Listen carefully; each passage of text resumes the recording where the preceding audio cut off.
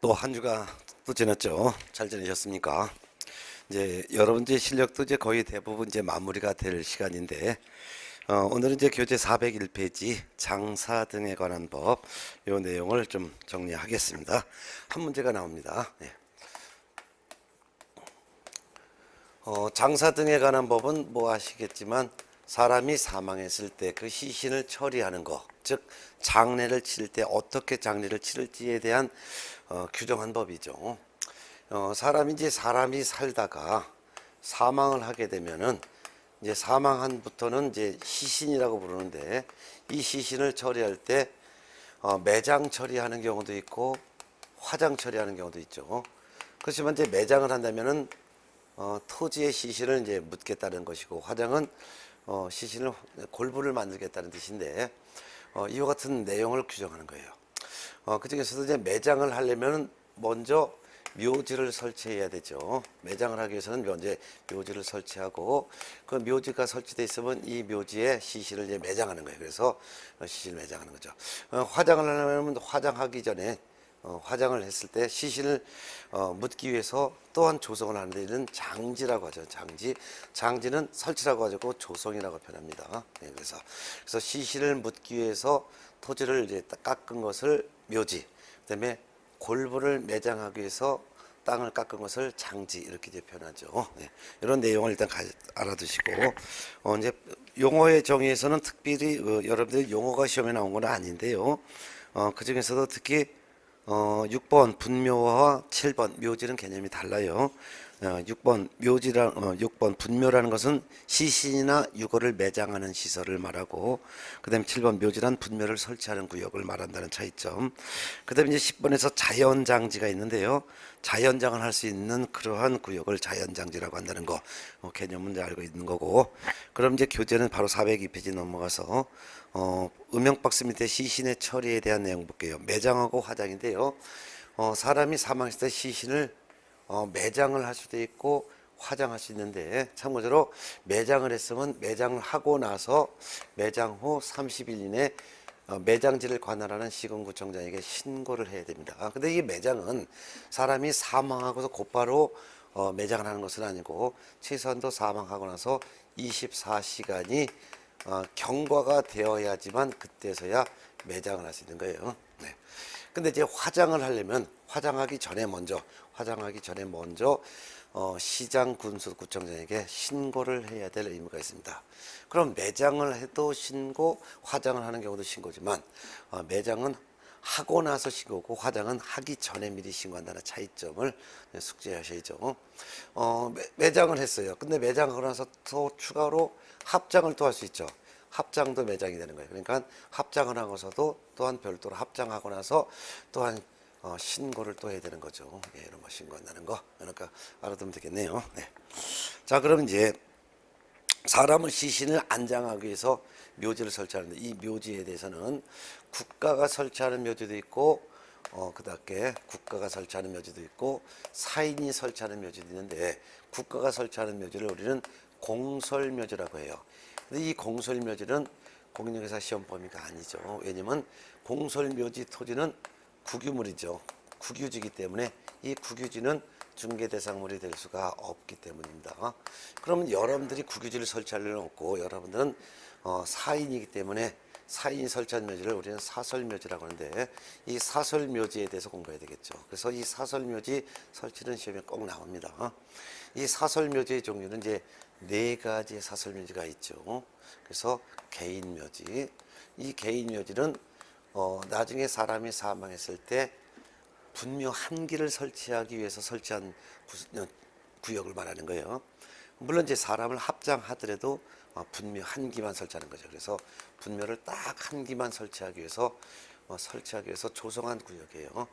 이 개인 묘지는 30제곱미터 이하로만 조성할 수 있습니다. 근데 이 개인 묘지는 면적이 얼마 안 되기 때문에 먼저 개인 묘지를 설치하고 나서 30일 이내에 매장지를 관할하는 시군구청장에게 신고를 해야 된다는 거죠. 근데 이게 개인 묘지를 제외한 또 나머지 사설 묘지가 있죠. 즉 가정 묘지. 이 가정 묘지는 민법상 친족 관계에 있는 사람들이 사망했을 때 시신을 매장하기 위해서 조성한 구역이죠. 그다음에 이제 종중묘지 또는 이제 문중묘지, 묘지. 요거는 이제 종중원, 문중원의 시신을 매장하게 조성하기 위해서 설치한 거고요. 그다음에 이제 법인묘지 있는데 이 법인은 비영리법인이죠. 그래서 법인묘지는 민법상 이거 재단법인을 말합니다. 사단법인은 여기 해당되지 않겠죠. 그래서 재단법인 불특정 다수인의 시신을 매장하기 위해서 조성한 구역을 이제 법인묘지라고 하죠. 근데 이 가족묘지는 면적이 100제곱미터 이하로만 조성할 수 있고 종중문중묘지는 1000제곱미터 이하로만 조성할 수 있으며 법인묘지는 국가로부터 비영리법이니까 오히려 재정 지원을 받죠. 이건 커야 돼요. 오히려 그건 10만 제곱미터 이상으로만 설치할 수가 있어요. 예. 자, 그런데 개인 묘지만 먼저 설치하고 나중에 사후 신고하는 거예요. 그래서 설치하고서 30일 이내에 설치하도록 돼 있어요. 근데 나머지 가족묘지, 종중문중묘지, 법인묘지 요 세 가지 묘지는 먼저 시장 등으로부터 설치 허가를 받아야 돼요. 설치 허가를 받은 다음에 설치를 해야 되는 거죠. 특히 이제 묘지 설치 허가를 받으면은 그 지역에 있는 나무들을 비워야죠. 그렇기 때문에 별도로 벌채 허가를 받을 필요는 없습니다. 그래서 묘지 설치 허가를 받았을 때는 벌채 허가까지도 받은 것으로 보는 거죠. 네. 자, 요런 이제 차이점을 좀 알아두셔야 되니까 면적도 다 외워두셔야 되고, 그 다음에 개인 묘지는 설치 후 신고, 나머지는 허가를 받고 나서 설치한다는 거, 이런 차이점을 꼭 숙지하셔야 되겠죠. 네. 이제 그 다음에 이제 교재는 403페이지에 묘지 설치 거리 제한이 있는데 그렇게 중요하지 않으니까 그건 생략하고요. 바로 어딜 넘어가냐면은 404페이지 동그라미 표현 꼭대기에 404페이지 분묘의 점유 면적이 여기 시험에 나와요. 그러면 이제 묘지를 설치했으니까 이제 사람이 죽었을 때 요 매장을 해요. 매장을 하는 것이 바로 이 묘지에다가 매장을 한단 말이에요. 그 매장을 하는 것을 우리는 분묘의 설치라고 표현한 거예요. 그래서 분묘의 설치라는 말이나 묘지 설치라는 말이나 같은 말이에요. 그러면 요 같은 것을 사람이 이렇게 딱 죽었을 때 시신을 이렇게 묻고 그다음에 이제 비석도 하고 그다음에 밥상, 상석도 하고 그다음에 성물 등을 설치하는데 이렇게 하면 요거를 봉우리 성경에 해서 봉분묘라고 하는 것이고 봉분묘. 그다음에 시신을 딱 이렇게 했고 이렇게 했어요. 그리고서 평평하게 했어요. 그리고 위에만 이렇게 했고 둘레석을 대리석 같은 거 했죠. 이거를 우리는 평분묘라고 하죠. 평분묘. 예. 그럼 이 봉분묘건 평분묘건 이 매장을 한다는 건데 어디다 설치하냐? 개인 묘지 안에다가 설치할 수도 있고 나머지 묘지에다가 설치할 수도 있죠. 이렇게 설치할 수 있어요. 그러면 개인 묘지 안에 설치할 때 분묘 일기민 면적은 똑같이 30제곱미터 이하로만 할 수 있어요. 합장을 하더라도 마찬가지죠. 개인 묘지 면적 자체가 30제곱미터 이하고 개인 묘지 안에다가 분묘를 설치할 때 분묘 일기와 비석, 상석 등 비석물의 썰물의 설치 면적도 30제곱미터 이하예요. 근데 가족묘지나 종중문중묘지나 법인 묘지 안에 여기다 이렇게 설치하는 것들은 전부 다가 면적은 10제곱미터 이하로만 설치할 수 있고 10제곱미터를 초과할 수는 없다 이거죠. 다만 합장을 할 때는 5제곱미터가 초과돼서 15제곱미터 이하가는 가능하고 15제곱미터를 초과할 수가 없다는 차이점을 좀 알아둬야 되겠죠. 요거 숫자는 전부 다가 외워두셔야 돼요. 네. 자, 그다음에 이제 설치했어요. 분묘를 설치했으면 개인 묘지 안에다가 이렇게 분묘를 설치했건 개인 묘지 안에다가 분묘 설치했건 또는 가족 종중 문중 묘지 안에 설치했건 이 설치한 이 분묘의 존속 기간은 제한이 있죠. 분묘의 존속 기간은 30년만 존속할 수 있어요. 30년. 자, 30년만 존속할 수 있는데 다만 연고자가 연장을 신청할 때는 딱 한 번만 연장이 가능하고 30년이 더 연장돼요. 그럼 최초에 설치하고서 30년 또는 추가로 30년 합치니까 총 60년만 존속할 수 있는 거죠. 60년이 딱 만료되면은 만료된 날로부터 1년 이내에 설치된 이 시설물을 전부 다가 철거하여 화장 납부를 해야 되는 거죠. 근데 간혹 가다 보면은 분묘에 대해서 설치하고 나서 추가로 합장을 하는 경우도 있죠. 그러면 합장한 날로부터 이때부터 30년. 그리고 연장을 하면 또 30년 돼 갖고 플러스 30년. 그리고 그다음에 이제 설치 기간 딱 만료되면은 설치된 날보다 1년 이내 철거해야 된다는 거. 이런 것까지도 좀 알아두면 좀 되겠습니다. 어렵지 않을 거예요. 예. 자, 그다음에 이제 시험에 나올 수 있는 것은 나머지 이제 그다음에 이제 교재 405페이지 12번 장지, 자연장지 조성이 있어요.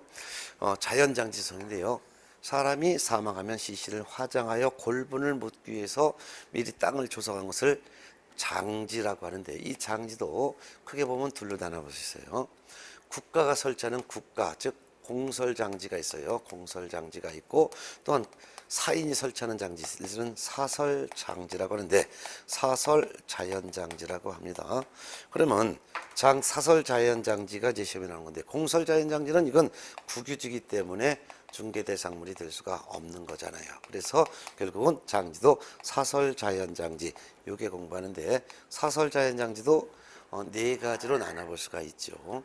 그것도 이제 네 가지가, 일단 개인 자연장지가 있고, 그 다음에 가족 자연장지가 있고, 종중 문중 자연장지가 있고, 그 다음에 이제 법인장지가 있어요. 이 법인장지도 크게 보면은 둘로 나눠볼 수 있어요. 종교장지와 그 다음에 재단법인장지 이렇게 나눠볼 수도 있는데, 그 중에서 개인장지, 면적 같은 경우는 시험에 나오지는 않으니까 그냥 개인장지는 먼저 조성을 하는 거예요. 그래서 조성을 하면 조성을 마친 후 30일 이내 이 자연장지, 즉 개인장지가 소지하는 시장 등에게 신고를 해야 될 의무가 있어요. 가족자연장지, 요거 가족자연장지를 조성을 하려면 조성하기 전에 먼저 시장 등에게 신고를 해야 될 의무가 있습니다. 종중문중자연장지도 마찬가지예요. 조성을 하기 전에 조성하기 전에 시장 등에게 신고해야 되죠. 그런데 법인장지 중에서도 종교장지와 재단법인장지는 조성하기 전에 먼저 시장 등의 허가를 받아야 돼요. 허가를 받은 다음에 조성을 할 수가 있다는 거. 이런 차이점을 좀 알아두면 되겠네요. 이런 것들이 시험에 잘 나오니까 좀 여기서 시험에 나올 포인트만 좀 알아두면 되겠습니다. 네. 자, 그러면 이제 장사법에서는 시험에 나오는 게 항상 이 부분에서 시험 나오니까 이 부분은 꼭 외워두셔야 될 거예요. 네.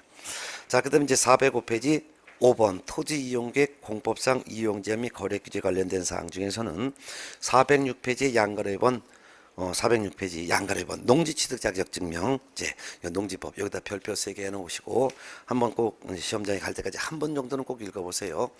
공법에서 배운 내용과 똑같으니까 제가 강의할 필요는 없고 공법 김동현 선생님에서 배운 내용 그대로 공부하시면 될 거예요. 예. 그냥 별표만 해놓고 나중에 시험엔 꼭 한 문제 나와요. 예, 혼자 보셔도 돼요. 그 다음에 이제 412페이지로 넘어가겠습니다. 중개대상물 확인설명서 작성 방법인데, 여기서는 이제 두 문제가 나옵니다. 그래서 412페이지, 중개대상물 확인설명서 작성 방법. 이 중개대상물 확인설명서 작성 방법은 무조건 이제 적게는 두 문제, 많게는 두 문제가 나와요. 그래서 어떻게 작성하는지 이 작성하는 방법을 공부하셔야 돼요. 네. 그럼 중개대상물 확인설명서는 중개한 물건이 뭐냐에 따라서 공인중개사법령에 네 가지 확인설명서가 나와 있죠. 그것이 지금 현재 표준서식으로 정해져 있습니다. 표준서식이 있다 없다? 있다. 표준서식을 다른 말로는 법에 규정됐다 해서 법정서식이라고도 하고, 또는 국토교통부령 뒤에 별도로 종이로 만들어진 서식이다 해서 별지서식이라고 하는데 있어요. 네 가지가 있죠. 첫 번째는 주거용 건축물에 대한 확인설명서, 두 번째는 비주거용 건축물에 대한 확인설명서, 세 번째는 토지 확인설명서, 네 번째는 임목이나 공장재단이나 광업재단에 대해서 묻고는 확인설명서 이렇게 네 가지 서식이 있습니다. 이 네 가지 서식에 주거용 건물에 대한 중개를 완성시켰다면 이 주택을 매수 또는 임차하고자 하는 매수 임차인에게 설명한 내용을 기록한다 이거죠. 그럼 이 중개대상물 확인설명서는 언제 작성해요? 중개가 완성됐을 때 작성하는 거죠. 그래서 작성은 누가? 개업공인중개사가 작성을 해야 될 의무가 있다. 근데 개공 중에서 법인인 개업공인중개사의 같은 경우는 누가 작성해야 돼요? 이때는 누가? 대표자가 대신 작성하는 의무가 있죠. 법개공은 작성할 수가 없으니까요. 그러니까 대신 대표자가. 법개공의 분사물서는 누가 대신 작성해야 돼요? 네, 책임자가. 법개공이 작성할 수가 없잖아요. 그렇다면 소속 공인중개사나 중개보조는 작성할 의무가 있어요, 없어요? 작성 의무 있다 없다? 없다 그랬잖아요. 없어요. 그렇지만 그중에서 소속 공인중개사 작성 의무는 없지만 의무 없지만 작성할 수는 있다 그랬었죠. 예. 근데 중개보조는 작성할 의무도 없고 작성할 수도 없다고 했었죠. 자, 그럼 작성을 하는데 개공은 언제 작성한다요? 언제? 개공은 중개가 완성되었을 때 작성하는 거죠. 중개가 완성되었을 때, 즉 거래계약이 체결됐을 때 작성하는 거죠. 이때 작성하는 내용은 뭘 작성하죠? 매수인 임차인에게 설명한 내용을 그대로 기재하는 거죠. 그럼 설명은 언제 설명해요? 설명은 중개가 완성되기 전에 설명한 거죠. 그래서 중개가 완성되기 전에 설명한 내용을 중개가 완성되었을 때 작성을 하라. 그래서 설명은 중개 완성 전에, 중개 완성 전에 설명한 내용을 중개가 완성됐을 때 개공이 작성을 하라 이거죠. 네. 작성을 했을 때 개공은 무조건 서명 및 날인을 해야 될 의무가 있죠. 이때 물론 법인의 경우에는 대표자가 무조건 서명 및 날인, 분사무소에서는 책임자가 무조건, 분사무소에서는 책임자가 무조건 서명 및 날인의 의무가 있죠. 그리고 거기다가 당해 중개 행위를 한 소속 공인중개사가 있다면 소속 공인중개사도 함께 개공과 함께 서명 및 날인을 해야 될 의무가 있는 거죠. 그렇지만 거래 당사자는 서명 및 날인의 의무가 아니죠. 그래서 거래 당사자인 매도인과 매수인, 임차인과 임차인, 임대인과 임차인은 서명하거나 또는 날인을 하는 것이죠. 이렇게 해서 차이점이 있죠. 개공과 당해 중개에 의한 소공은 어떻게? 서명 및 날인을 함께. 그렇지만 거래 당사자는 서명 또는 날인하는 차이점. 자, 날인해서 작성했으면 거래 당사자에게 교부하죠. 거래 당사자에게 교부하고 개공은 이 확인 설명서 4번을 몇 년 보존? 네, 3년간 보존해야 된다. 이게 바로 이제 공인중개사 법령에서 배웠던 거예요. 자, 그럼 지금 시간에는 요 확인 설명서를 작성할 때 주거용 건축물 확인 설명서에는 어떤 내용을 어떻게 기록하는지 이 작성하는 방법이에요. 네. 주거용 건축물 확인 설명서는 총 13가지 내용을 기록하고, 비주거용 건축물 하면 이제 공장을 연상하세요. 공장 건물. 이거 11가지를 기록하고, 토지하면 뭐 임야라든가 또는 이제 농지를 연상하시면 되는데요. 몇 가지? 9가지. 임목 광업재단 공장재단 뭐 입공광이라고 연상하세요. 이거는 이제 8가지를 기재하죠. 8가지. 그러면 기재하는 내용의 종류가 좀 다르죠. 그렇지만 주거용 건축물 확인 설명서건 비주거용 건축물 확인 설명서건 토지건 입공광이건 이와 같은 내용을 기록할 때는 3가지로 구분해서, 전부 다가 3가지로 구분해서 기록하죠. 즉 개업 공인중개사 무슨 확인사항? 기본 확인사항. 기본 확인사항으로 기재하는 게 있고, 그 다음에 개업 공인중개사 무슨 확인사항? 세부 확인사항으로 기재하는 게 있고, 그 다음에 또 마지막은 맞아요. 중개, 보수 등에 관한 사항. 이렇게 3가지로 하나, 둘, 셋 이렇게 3가지로 구분해서 기록하죠. 그러면은 개업 공인중개사 기본 확인사항에 어떤 내용을, 세부 확인사항에는 어떤 내용을, 중개 보수 등에 관한 사항은 어떤 내용을 기록하는지 이걸 하나하나씩 이제 정리하고 해야죠.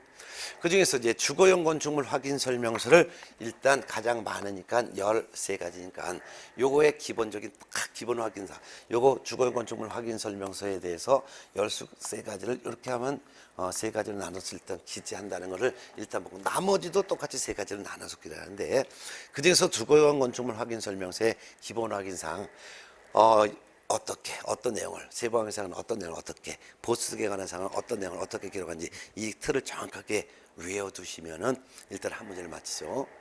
기본 확인사항 주거용 건축물이라고 만약 if 주거용 건축물이라고 한다면 총 13가지를 기본 확인사항의 8가지, 세부 확인사항의 4가지, 그 다음에 보수 등에 관한 사항 1가지 이렇게 하면 13가지가 되죠. 그럼 이제 기본 확인사항의 8가지가 뭔지 이거를 우리가 외웠던 거예요. 한번 복습해 볼까요? 네. 첫 번째는 대상 물건의 표시, 물건의 표시. 두 번째는 권리관계. 세 번째는 토지 이용 계획 및 공법상 이용 제한 및 거래 규제 관한 사항. 그 다음에 네 번째는 입지 조건. 다섯 번째는 맞아요. 관리에 관한 사항. 여섯 번째는 비선호시설, 비선호시설. 그 다음에 일곱 번째는 거래 예정 금액 등 이렇게 있죠. 금액 등이라는 것은 공시지가와 공시가격을 포함하는 거죠. 그 다음에 마지막 여덟 번째는 취득함에 따라 부담해야 될 조세의 종류하세요. 요 8가지가 기본 확인사항이죠. 그럼 요 기본 확인사항은 전부 다가 조사가 어려워요, 쉬워요? 무지하게 쉽지. 이 기본 확인사항 8가지는 어떻게 기재한다 그랬어요? 맞아요. 개업 공인중개사가 확인한 사항, 개업 공인중개사가 확인한 사항을 기재한다 이렇게 하는 거죠. 그런 거예요. 그러면 이 8가지 중에서 대상 물건의 표시, 이거는 소재지, 지번, 면적 등을 말하는데 어떻게 확인해요? 그렇죠. 대장 등본을 확인해서 적죠. 그 다음에 권리관계, 이 권리관계는 소유권에 관한 사항과 소유권 외에 관한 사항인데 등기된 거리죠. 그러니까 어떻게 확인해서 적어요? 등기사항 증명서 맞죠. 그 다음에 토지 이용계획 공법상 이용제한 및 거래 규제에 관한 사항은 요거는 사실 크게 보면은 3가지로 구분해서 기록하죠.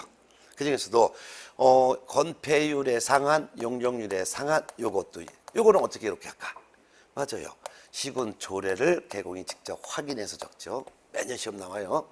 그 다음에 도시군 계획시설, 지구단위 계획구역, 도시관리계획 있죠. 이런 것들은 어떻게? 그렇죠. 토지이용계획 확인서를 확인해서 적어요. 근데 토지이용계획 확인서를 통해서 확인이 안 되면 맞아요. 부동산 종합정보망을 확인해서도 기재해야죠. 그 외 나머지 용도지역, 용도지구, 용도구역, 토지거래 허가구역, 투기지역 이런 것들은 전부 다가 토지이용계획 확인서를 확인해서 적죠. 자, 근데 이런 것들은 사실상 매매나 교환일 땐 적지만 임대차일 경우에 기재해야 하네요. 기재해도 되고 기재하진 않았죠. 임차 입장에서는 토지이용계획이 어떤지, 건폐율의 상한이 어떤지, 용적률의 상한이 어떤지 이거 임대차 계약을 체결할 때 중요한 요소가 돼야 안 돼요. 안 되지. 그러니까 임대차인 경우에는 요 토지 이용 계획 및 공법상 이용 제한 및 거래 규제에 관한 사항은 생략도 할 수 있죠. 생략할 수가 있다 이거죠. 생략할 수 있다. 자, 그다음에 이제 입지 조건. 입지 조건에 기재하는 게 5가지 있다는 걸 외우고 있어야 돼요. 기본적으로. 시험에서 입지 조건 이딴 식으로 안 내요. 입지 조건 이렇게 되면 다 맞추라고. 그러니까 입지 조건을 전부 다 예를 들어주죠. 즉 도로와의 관계, 대중교통수단, 그 다음에 주차장 유무, 그 다음에 교육시설, 그 다음에 판매 및 의료시설이 유무 근처에 있는지 이거죠. 5가지 꼭 외워두셔야 돼요. 자, 이거는 사실상 이거 어떻게 조사해요? 현장 가서 조사해죠. 공부 안 나오니까. 조사 어려우시어요. 쉽잖아요. 그러니까 현장 조사하는 거예요. 아까 토지이용계획 및 공법상 이용제한 및 거래 규제에 관한 사항도 조사가 쉬우니까 개공이 확인해서 적잖아요. 그것도 조사가 쉬우니까 개공이 확인해서 적어요. 관리에 관한 사항, 즉 경비실이 있는지 없는지, 관리의 주체가 누구인지 이거 조사가 쉽죠. 현장 확인. 그 다음 비선호시설 유무, 이거는 1km 이내에 공동묘지 장례식장이 있는지 이거 확인하는 거죠. 이것도 조사가 쉽잖아요. 현장 확인. 그다음에 거래 예정 금액 등, 즉 거래 예정 금액, 공시지가, 공시가격. 이거 중개 완성 전에 거래 예정 금액 등을 확인해서 적는 거죠. 근데 공시 등이라는 것이 공시지가와 공시가격을 말하는데, 공시지가와 공시가격에 대해서도 매매교환은 적어요. 근데 임대차인 경우는 이거 중요하지 않죠. 그래서 임대차의 경우는 이거는 기재를 생략할 수가 있죠. 어떤 걸 생략할 수 있다고요? 공시지가와 공시가격. 네. 자, 그 다음에 취득함에 따라 부담해야 될 조세의 종류와 세율. 그러면 취득이라는 거니까 소유권 취득이잖아요. 그러니까 취득세, 농어촌 특별세, 지방교육세 이런 거 조세의 종류도 적고 그 다음에 세율도 적어야죠. 그럼 취득세는 국세의 지방세예요. 지방세잖아요. 그래서 중개 완성 전에 지방세법 내용을 개공이 직접 확인해서 적는 거죠. 요 8가지를 이제 기본 확인사항에 적어요. 그 다음에 이제 세부 확인사항에 적는 게 4가지가 있다 그랬죠. 자, 세부 확인사항 여기다 할까요? 이 세부 확인사항 외워두셔야 돼요. 하나, 둘, 셋, 넷. 요거 4가지는 꼭 외웠죠. 벌써 외웠죠? 뭐라고 했어요? 실내, 벽, 관. 뭐 이미 다 외워 있는 거. 즉 실제 권리관계 또는 공시되지 아니한 물건의 권리. 요거는 조사가 쉬워요. 어렵지. 그러니까 세부 확인사항이야. 이거 어떻게 확인해서 기재할까요? 요거는 개공에게 매도인이 고재죠. 그래서 매도인이 개업 공인중개사에게 고지한 내용, 즉 실제 권리관계가 따로 있다. 즉 등기부상 소유자 말고 실제 소유가 별도로 있다라고 고지하거나, 또는 분묘기지권의 부담을 받는 건 요거다. 또는 법정사건의 부담을 받는다. 또는 유치권이 인정되는데 유치권의 공사대금은 얼마다, 이렇게 고지한 사항을 적는 거죠. 특히 정원수, 유치권뿐만 아니라 정원수가 있다든가 또는 정원석이 있을 때 이 정원수, 정원석은 매매 목적물에서 배제한다. 이렇게 고지한 내용 적죠. 네. 그 다음에 내부와 외부 시설물 상태. 내외부 시설물 상태를 기재해요.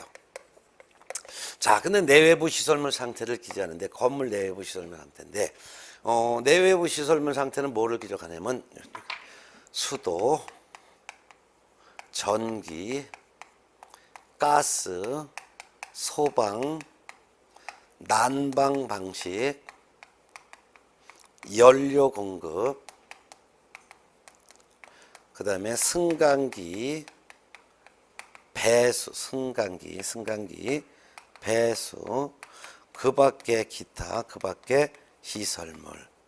그 밖에 시설물이니까 자동 경보 장치라든가 비상벨 이런 걸 말하는 거예요.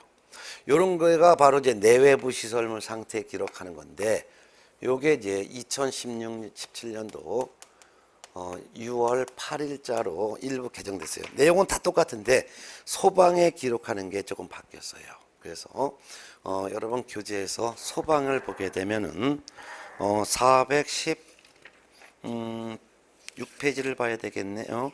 아니다, 417페이지. 417페이지 위에서 세 번째 줄 내외부 시설물 상태에서 기억번 기재사항에서 수도, 전기, 가스, 소방, 난방 방식, 연료 공급, 승강기, 배수, 기타 시설물 이렇게 되어 있는데 그중에서 소방을 보세요. 소화전, 비상벨 이렇게 돼 있어요. 소화전과 비상벨을 적는 게 지금 개정이 됐어요.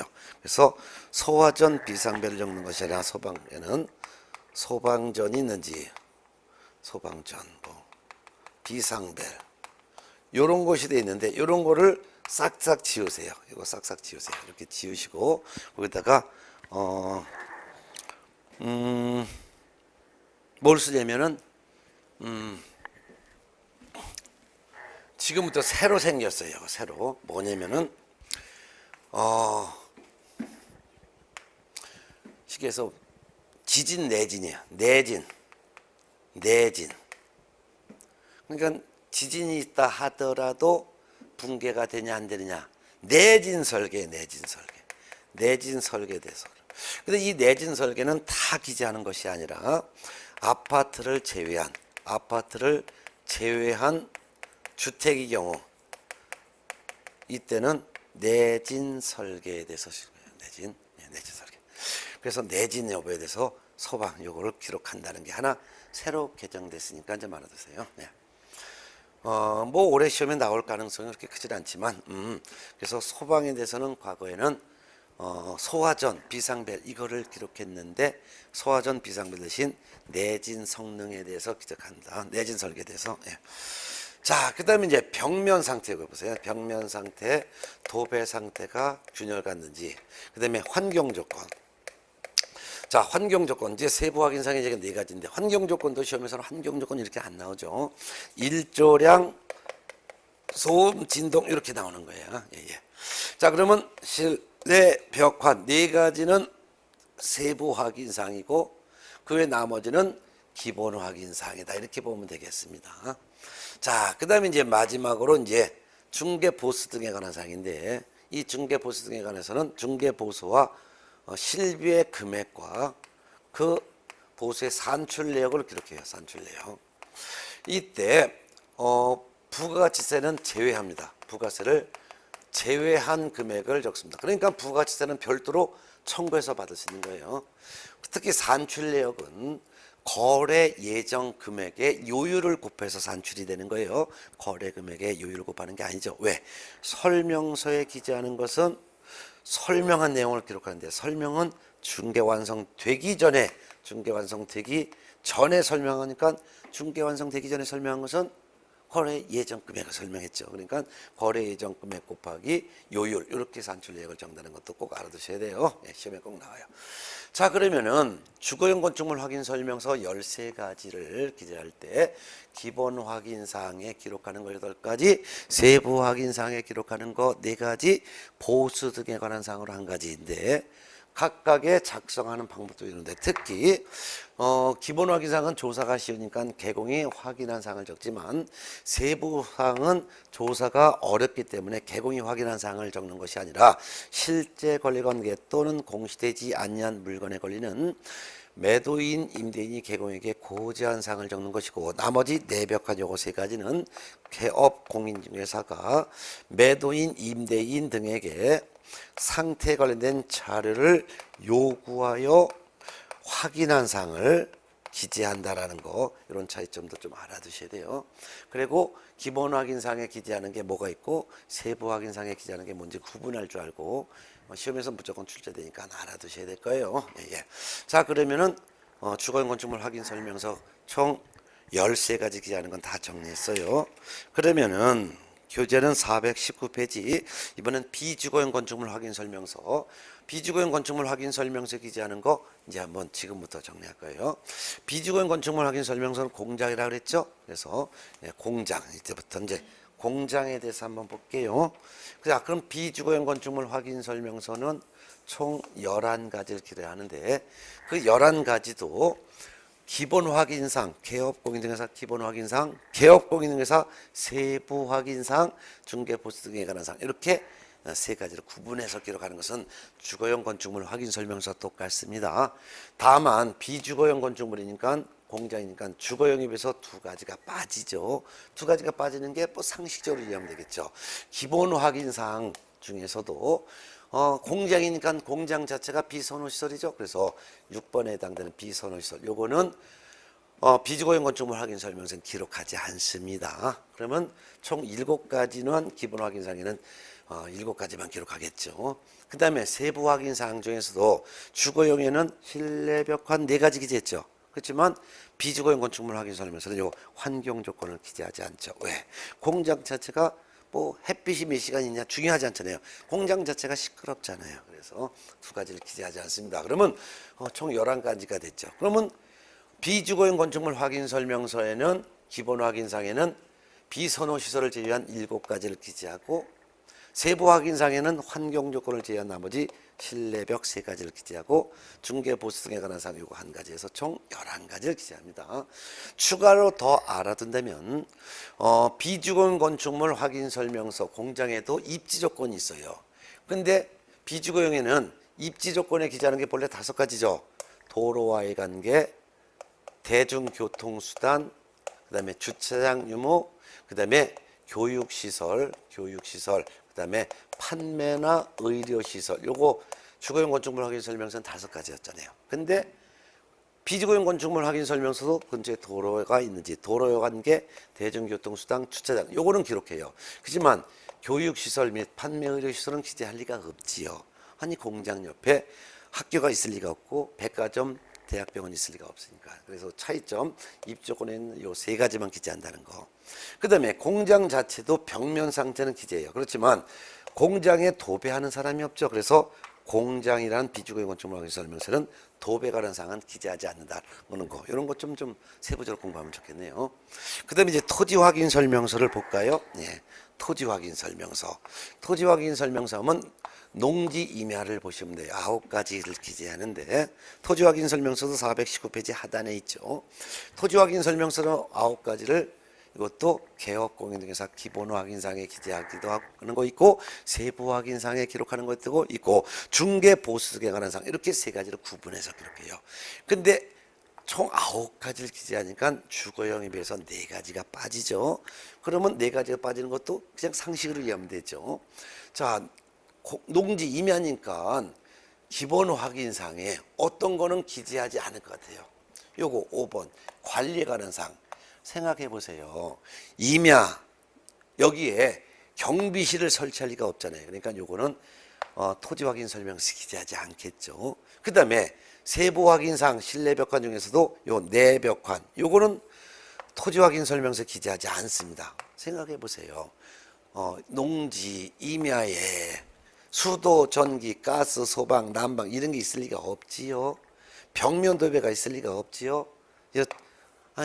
임야 농지에 층간 소민이 이런 게 있을 리가 없잖아요. 그래서 환경조건, 내벽관 세 가지는 토지 확인 설명서에 세 가지를 기재하지 않는다라는 거. 결국은 총 9가지를 기록하는데 토지 확인 설명서의 기본 확인 사항에는 관리에 관한 사항을 제외한 나머지 7가지를 기재하고 그 다음에 세부 확인 사항에는 실제 권리관계 또는 공시되지 않은 물건의 권리 요거 하나만 기재한다는 거. 결국 내외부 시설물 상태, 벽면 도배 상태, 환경 조건 요거는 토지 확인 설명서 기재하지 않는다는 거. 그 다음에 이제 중개 보수 등에 관해서 하나 기재해서 총 9가지를 기재한다는 거 정리하셨죠? 그 다음에 이제 마지막 임목 광업재단 공장재단 확인 설명서가 있어요. 네, 그거는 420페이지에 있네요. 자, 그러면 임목 공장재단 광업재단 확인 설명서는 총 8가지를 기재하는데 이 8가지 중에서 특별히 다른 주택이나 공장이나 토지와 달리 임목 공장재단 광업재단 확인 설명서에는 8가지를 그중에서 6가지는 4가지 확인 설명서에 공통적으로 기재하는 사항이고 그 다음에 추가로 2가지가 좀 다른 확인 설명서는 없는 특별한 사항이 특별한 내용이 기재가 돼요. 그러면 6가지 공통사항이 뭐가 있는지를 이걸 일단 외워보셔야 돼요. 이거 시험에 꼭 나와요. 외워 있을 거예요.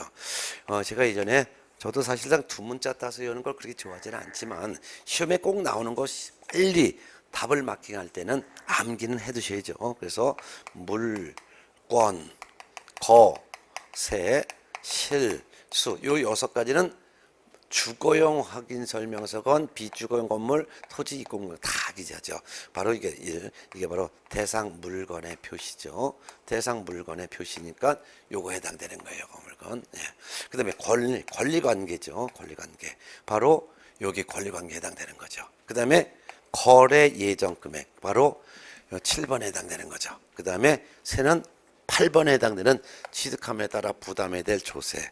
그 다음에 실은 세부 확인 사항 중에서 실제 권리관계 또는 공시되지 아니한 물건, 수는 중개보수. 바로 이거 중개보수 등에 관한 사항. 그래서 총 요 8가지는 주거용 건축물 확인 설명서건, 비주거용 건축물 확인 설명서건, 토지 확인 설명서건, 입공광이든 확인 설명서건 다 공통적으로 기재해요. 그럼 임목 공장재단 광업재단 확인 설명서에 2가지가 특별히 더 기재하는 것은 뭐냐? 이거는 임목인 경우는 생육 상태, 임목의 생육 상태를 기재하고 만일 공장재단이나 광업재단이라면 그 공장재단이나 광업재단에 포함된 그 재단의 목록이 어떤 재산으로 구성되어 있는지 목록. 이게 하나 더 추가돼요. 그리고 또 하나가 그냥 그 밖에 참고사항. 그 밖에 참고사항이니까 별도로 참고할 만한 사항이 있으면 참고할 만한 사항도 기재한다. 그러니까 하나, 둘, 셋, 넷, 다섯, 여섯, 일곱, 여덟 이렇게 되는 거죠. 그래서 이걸 외워두시면 될 것 같아요. 네. 어렵지는 않으셨죠? 네. 확인 설명서 서식과 각각의 작성 방법은 무조건 출제가 되니까 다 외워두신 걸로 믿겠습니다. 예, 예. 이렇게 했고요. 그 다음에 교재 436페이지에 거래계약서 작성 실무가 있는데 이 거래계약서 작성 실무는 아주 간단한 내용인데 이 간단한 내용인데 그래도 이거 좀 시간이 조금 걸릴 것 같아서 이번 시간엔 일단 이렇게 간단하게 시험에 나오는 거 그래도 좀 정리하고 쉬었다가 하죠 뭐. 그래서 쉬었다가 436페이지 거래계약서 작성 실무에서 다시 볼까요? 수고하셨습니다.